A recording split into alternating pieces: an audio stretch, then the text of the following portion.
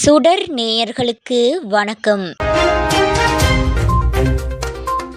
நெதன்யாகுவை கைது செய்ய உத்தரவு, சர்வதேச நீதிமன்றத்தில் கோரிக்கை. தைவானை மிரட்டுவதை நிறுத்துங்கள், சீனாவை எச்சரித்த தைவானின் புதிய அதிபர். இந்தியர்களை ஈரான் அழைத்து சென்று உடல் உறுப்புகளை விற்ற புகாரில் சபித் நாசர் என்ற நபர் கைது. ஜனாதிபதியின் மரணத்தை கொண்டாடிய ஈரான் நாட்டு மக்கள். பிரித்தானியாவில் டைன் ஆற்றில் மிதந்த சிறுவர்கள் சோகத்தில் முடிந்த மீட்பு பணி. ஈரான் அதிபர் இப்ராஹிம் ரைசி ஏவுகணை தாக்குதலால் கொல்லப்பட்டாரா? இங்கிலாந்து மன்னரை ஓரம் கட்டிய பிரதமர் ரிஷி சுனக் மற்றும் மனைவி. இனி தொடர்வன விரிவான செய்திகள்.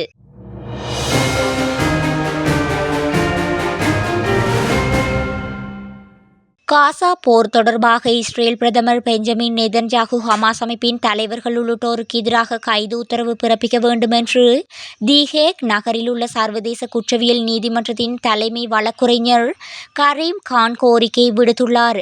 இதுகுறித்து அவர் கூறியதாவது: 7 மாதங்களாக நடைபெறும் காசா போரில் நெதன்யாகு, அவரது பாதுகாப்புத்துறை அமைச்சர் ஜோவாவ் கலண்ட், ஹமாஸ் தலைவர்களான ஜோஃப்ரா சிங்கர், முகமது டெய்ப், இஸ்மாயில் ஹனியே ஆகியோருக்கு மனித குலத்துக்கு எதிரான குற்றத்தில் ஈடுபட்டுள்ளனர்.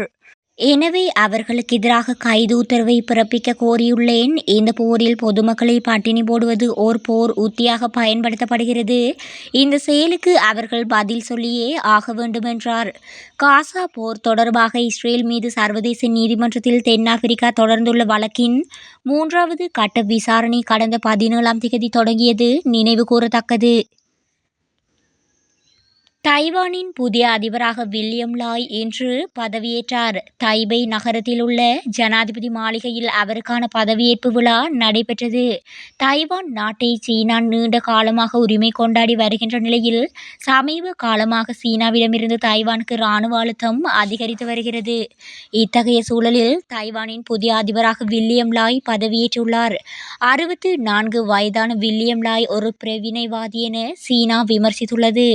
மேலும் தைவானின் ஜனநாயகத்தை சீனா ஏற்றுக்கொள்ள வேண்டும் என்று குறிப்பிட்ட அவர், சீனாவின் அச்சுறுத்தலை கண்டு தைவான் பின்வாங்காது என்றும், தைவானுடன் பேச்சுவார்த்தை நடத்த சீனா முன்வர வேண்டும் என்றும் தெரிவித்தார். கேரளா மற்றும் வட இந்தியாவைச் சேர்ந்த 20 பேரை ஈரானுக்கு அழைத்து சென்று உடல் உறுப்புகளை விற்பனை செய்ததாக சபித் நாசர் என்ற நபரை கொச்சி நெடும்பாசேரி விமான நிலையத்தில் NIA அதிகாரிகள் கைது செய்தனர். ஈரானில் உடல் உறுப்பு வியாபாரம் சட்ட ரீதியானது என கூறி நம்ப வைத்து அவர்களை அழைத்து சென்றதாகவும், உறுப்புகளை விற்பவர்களுக்கு 10 லட்சம் ரூபாய், சுபித்துக்கு 5 லட்சம் என பிரித்து கொண்டதாகவும் தெரிவித்த NIA அதிகாரிகள், சுபித்துடன் தங்கியிருந்த பெண்ணொருவரை தேடி வருவதாகவும் NIA அதிகாரிகள் தெரிவித்தனர்.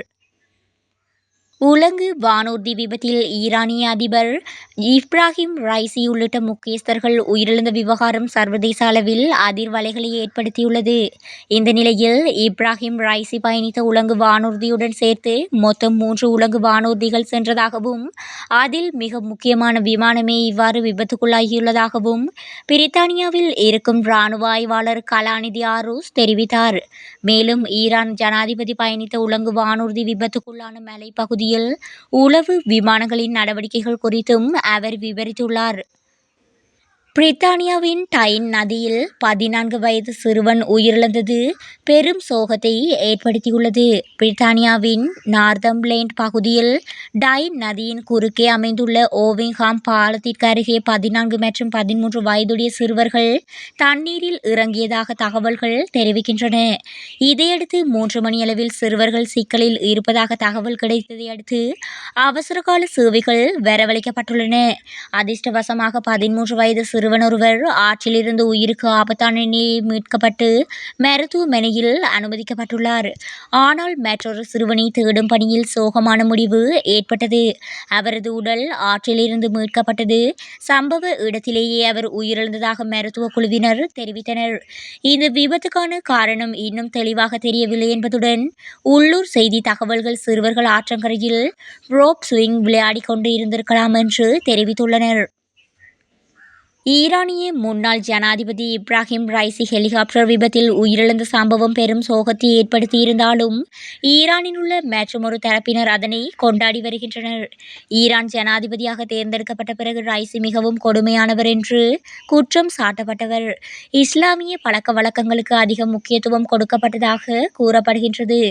இதனால் ஈரான் மக்கள் ரைசிக்கு கடும் எதிர்ப்பு தெரிவிப்பதாக உள்ளூர் ஊடகங்களில் தொடர் கதைகள் வெளியாகி வருகின்றன.